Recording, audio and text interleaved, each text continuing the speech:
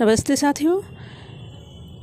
NT-NET JRF के syllabus में जिनका एजुकेशन शिक्षा शास्त्र विषय है उसमें स्वामी विवेकानंद जी का टॉपिक लगा हुआ है, तो उसी के संबंध में आज हम विस्तार से चर्चा करेंगे और जो महत्वपूर्ण जानकारी है, महत्वपूर्ण पॉइंट है उसको भी देखेंगे, नोट करेंगे क्या आपकी परीक्षा की दृष्टि से उपयोगी है। इसके अलावा जिन स्टूडेंट का B.Ed और M.Ed है तो उनके लिए भी ये टॉपिक मोस्ट इम्पोर्टेंट होने वाला है, तो पूरा वीडियो देखिए। स्वामी विवेकानंद जी के शैक्षिक विकास में विचारकों का योगदान। शैक्षिक विचार के विकास में Swami Vivekananda, Rabindranath Tagore, Mahatma Gandhi, Aurobindo, G. Krishnamurti, Paulo Freire, वोllस्टोनक्राफ्ट, नेल नोडिंग्स तथा सावित्रीबाई फुले का उल्लेखनीय योगदान है, जिनका वर्णन इस प्रकार है। तो सबसे पहले हम स्वामी विवेकानंद जी के बारे में महत्वपूर्ण जानकारी पढ़ते हैं।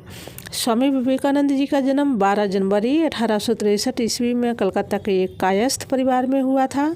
तो आप लोग इनका जन्म याद कर लीजिए। कहाँ हुआ था? कलकत्ता में कायस्थ परिवार में हुआ था। इनके बचपन का नाम नरेंद्र दत्त था। इनके पिता विश्वनाथ दत्त कलकत्ता उच्च न्यायालय में एक सुसंपन्न एवं प्रतिष्ठित वकील थे। इनकी माता भुवनेश्वरी देवी भी एक विदुषी महिला थी। जो स्त्री या महिलाएं होती हैं उनके लिए विदुषी शब्द आता है, जो पुरुष होते हैं उनके लिए विद्वान शब्द का प्रयोग किया जाता है। इसके बाद हम आगे देखते हैं कि उनका पारिवारिक वातावरण धार्मिक था। किनका? स्वामी विवेकानंद जी का। बचपन का नाम क्या था? नरेंद्र दत्त।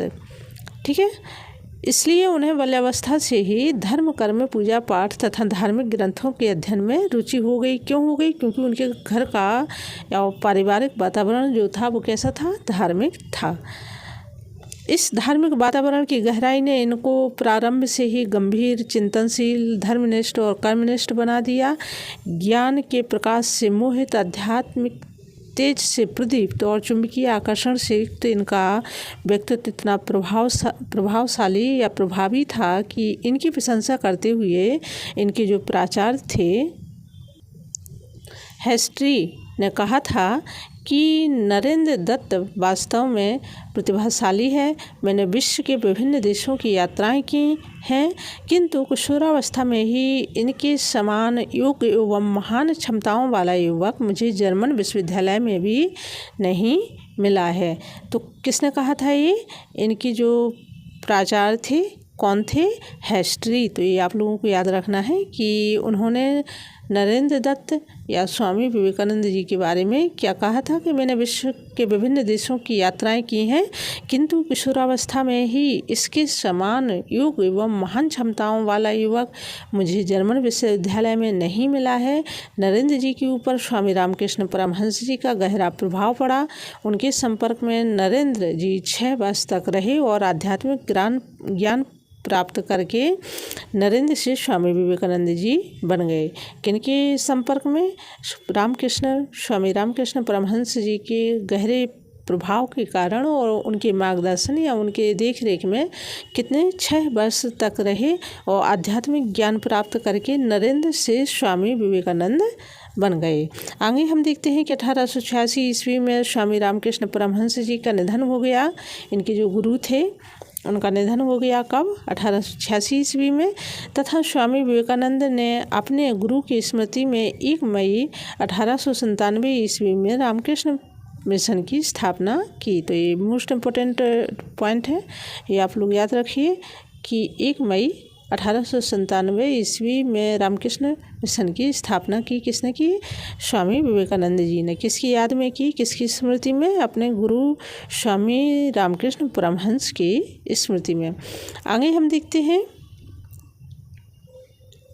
कि उनके द्वारा दिए हुए वेदांत के उपदेशों का एशिया, यूरोप और अमेरिका की जनता में आजीवन प्रचार किया।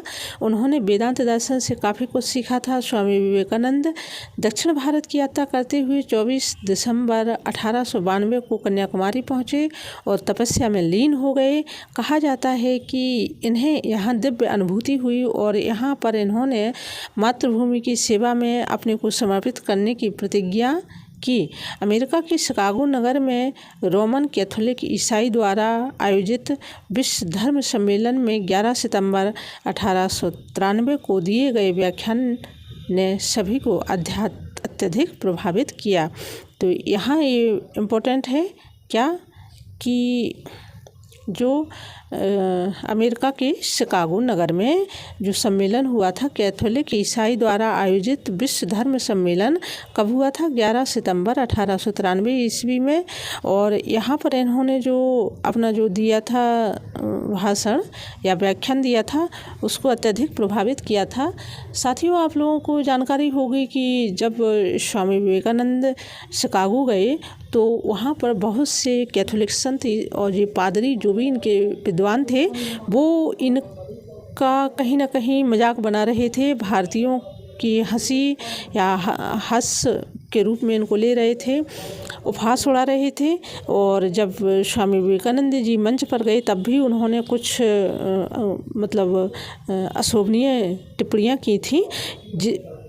इसके बाद जब इन्होंने अपना व्याख्यान शुरू किया और पहले ही शब्द के संबोधन में संपूर्ण जो सभा थी, जो वहाँ पर सभा में सभी लोग बैठे हुए थे सम्मेलन में, तो कुछ पलों के लिए सभी स्तब्ध रह गए, शांत हो गए कि मतलब इतना छोटा बालक और इतना प्रभावी प्रारंभ शुरुआत कैसे कर सकता है।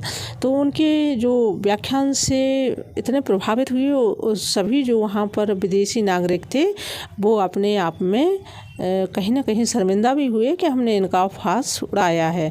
आगे हम देखते हैं।